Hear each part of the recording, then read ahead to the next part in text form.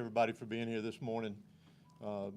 As Sarah mentioned, I'm Chris Hosey. I'm the director here at Georgia Bureau of Investigation, and I'm joined up here this morning by Special Agent in Charge Paul Brown of the FBI Atlanta Field Office, Interim Police Chief Gregory Pedrick from DeKalb County Police Department, Assistant Chief Carvin Tice from Atlanta Police Department, Chief Bert Butnick from Emory University Police Department, members of the Georgia Bureau of Investigation also present here with us this morning. Myself and SAC Brown will be the two speakers this morning. We will open up for questions towards the end, and we will address those questions ourselves. The others up here this morning will not. They are here for solidarity, obviously in the loss of one of our own this morning. So with that, I will get started, and then, like I said, we'll try to answer some questions towards the end that are pertinent that we can discuss at this point of the investigation. As Sarah mentioned, we're here this morning to provide further information and updates regarding the investigation into the incidents that occurred last Friday afternoon, August 8th, near the CDC and Emory University. Firstly, and most importantly, our hearts and prayers go to the family, friends, and colleagues of DeKalb County Police Officer David Rose, who was killed in the line of duty during this incident. He served with honor, courage, and unwavering dedication. His sacrifice will never be forgotten, and his commitment to protecting others is a profound testament to the very best of the law enforcement profession. Again, our thoughts and prayers go out to his family, his agency, and the community which he served. Our investigation obviously began on Friday afternoon and continued throughout the night into early Saturday morning. And as I mentioned earlier, that investigation continues as we speak through our agents and assisting law enforcement conducting numerous interviews, collecting evidence, and that evidence being analyzed as well. Concerning the shooter in this case, Patrick Joseph White, during our investigation, and as lastly on Friday evening, late Friday evening, his family was fully cooperating with the investigation. Our first encounter with the family came late Friday night into Saturday morning when agents and assisting law enforcement met with the parents at their residence. Here's what we can release at this time regarding the shooter and the circumstances around the investigation to this point.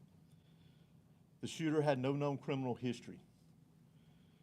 Evidence in this investigation indicates that the shooter had recently verbalized thoughts of suicide, which even led to law enforcement being contacted several weeks prior to the incident. A search warrant executed at the residence of the shooter revealed written documentation that expressed the shooter's discontent with the COVID-19 vaccinations.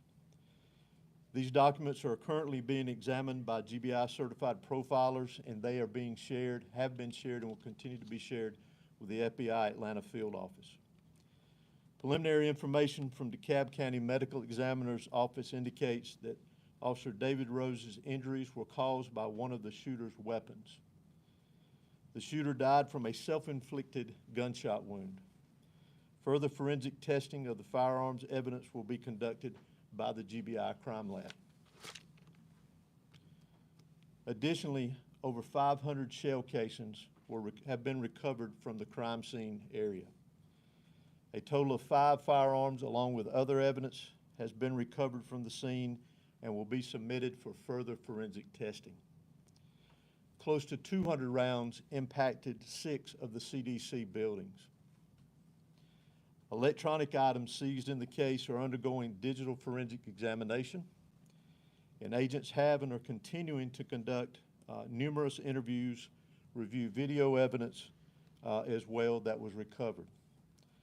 Currently, addition to that, our investigation reveals that the rounds fired by the Emory police officer did not strike the subject.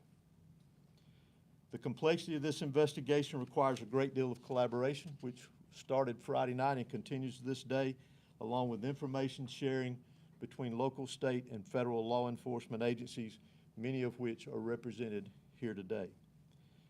We don't anticipate any further updates at this time. However, if anything pertinent is developed concerning this investigation, you will be notified and it will be posted on our website. I'll now call Special Agent in Charge Paul Brown to the podium. Thank you, Director Hosey. I'm Paul Brown, the Special Agent in Charge of the FBI Atlantis Division.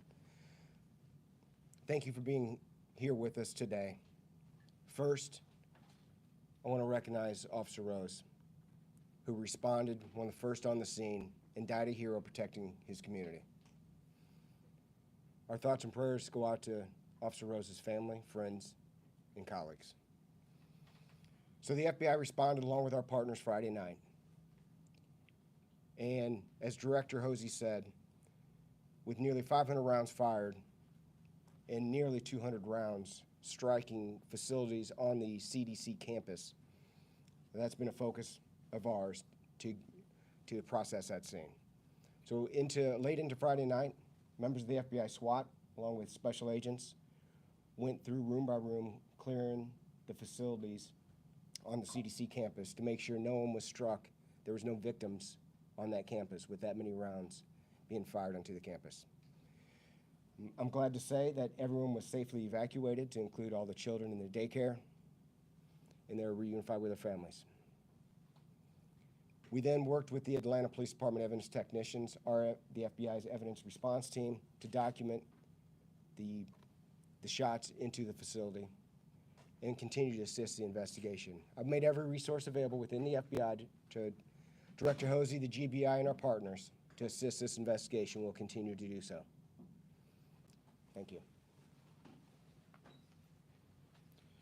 As I mentioned earlier, we know that we have recovered video evidence, continue to examine that. We encourage anybody. We know that there's a lot of cell phones out there, that if there's video evidence that would be pertinent to this investigation, or if they have information that they can provide to the investigation, to please contact us. As you know, that can be done through our tip line at 1-800-597-TIPS or 1-800-597-8477. They can also utilize our See Something, Send Something app that is available on Android and iPhones. You can attach videos to those entries, and it can be anonymous if they so choose. There's a choice there for that. And also on our, it can be submitted online through our website, that we can provide that information if you need it. So at this time, we will open up briefly for some questions. Hey there, Skylar Henry with CBS News. One of the things that we've heard from healthcare workers over the last several days is that they've been concerned about threats based off of misinformation and disinformation tied to vaccines. Is there an assessment, either from you or from Special Agent in Charge, about the threat level as it relates to healthcare workers? Has there been an uptick in the days since or prior to? Threats of that nature is always something we take very seriously and we look at. We've not seen an uptick, although any rhetoric that suggests or leads to violence is something we take very seriously. So that's something we're very sensitive to. We're going to respond to quickly should we see it in the future, but although we're tracking it, we're sensitive to it, we have not seen that uptick. Director, you talked a little bit about the investigation so far. I noticed we haven't seen a good picture of the suspect itself. Will you guys be releasing one? And then, because of so many rounds, can you discuss what kind of weapons were used? I know there were probably 2 rifles and a shotgun and some handguns, but that's a lot of rounds. Can you talk about how he was able to put those down in that building, if you don't mind? So, first question with the picture. We'll be sending that picture out later this afternoon. What we do encourage is that the public remembers the face of the officer this next week, especially. I'm not here to publicize the individual, but we do see the importance of that photograph being put out. It will not be on our website, but we will provide it to you here today. Secondly, on the 5 firearms that were recovered, it was a mixture, I believe, of, I know, rifles, a shotgun, and maybe a handgun. I'm not completely sure on that. The majority, I believe, of the shell casings recovered were from a long gun rifle. Were those weapons registered to him or somebody else? Do you know when they were purchased and how, where? Don't know when they were purchased. Thanks to great work and quick work by ATF on Friday and Saturday and over the weekend, it was determined that the weapons belonged to the father. And as we mentioned, he was interviewed over the weekend, but they did belong to the father. Can you give With us any 200 more? rounds, I think you said 200 rounds impacting 6 CDC buildings. We know that there was the daycare there. Can you just give us a sense of the proximity of those rounds to people who were there and what level? I'm not sure of the or location. How serious this could have been? I'm not sure of the locations of the rounds that were impacted there. And it was, I believe I mentioned it was up close to 200 rounds that impacted 6 different buildings. And the exact locations of where the round struck, I'm not familiar with. Can you give us any more specifics about the evidence you said you found regarding White's discontent with the vaccine, like what that looked like or what we know, if we know anything else? It was, we're basing that off some of the documentation that we recovered. I would describe it as more of a public awareness. There was no direct threat, as I'll refer to it within it, but it was his making the public aware, in his words, of his discontent with the vaccines itself. You suggested that the suspect was on law enforcement's radar in the weeks prior to the shooting. Was that mainly about his own welfare and his suicidal ideations, or was there any indication that he might carry out some sort of violence? Well, we're aware that there were law enforcement contacts made with him prior to it. We know within weeks prior to it. Currently this time, our investigators are getting with the law enforcement that made those contacts and finding out what the details of that were. We know that, according to a law enforcement source, that during the warrant, you guys may have found some medication that he was on. Can we talk about maybe his health makeup just a little bit at this point? Do you have any indications about, was he suffering from any mental health issues that he had medication for? Can we talk about that at all? I can't speak to that at this time. When you said there was some public awareness in the documentation that you found, are you talking about social media posts, or what do you mean by that? No, just basically the overall content of one of the documents was more of wanting to make the public aware of his distrust of the vaccines. It was one of the 911 calls where it sounded like it came from his father that he had spoken to a specific officer before. Was that with the CDC or Emory? And I mean, did they have this man's name on their radar before this? Not to my knowledge. I've not heard the 911 call, but I'm sure we will at some point and dig into that and see where it is pertinent to the investigation, but I apologize. Is there protocol in place when someone has suicidal ideations to restrict them from being able to access weapons, or how is he able to access them? So all indications in our investigation was that they were secured and that he forced his way into the safe that contained the weapons. A lot of CDC employees are worried about returning back to the building.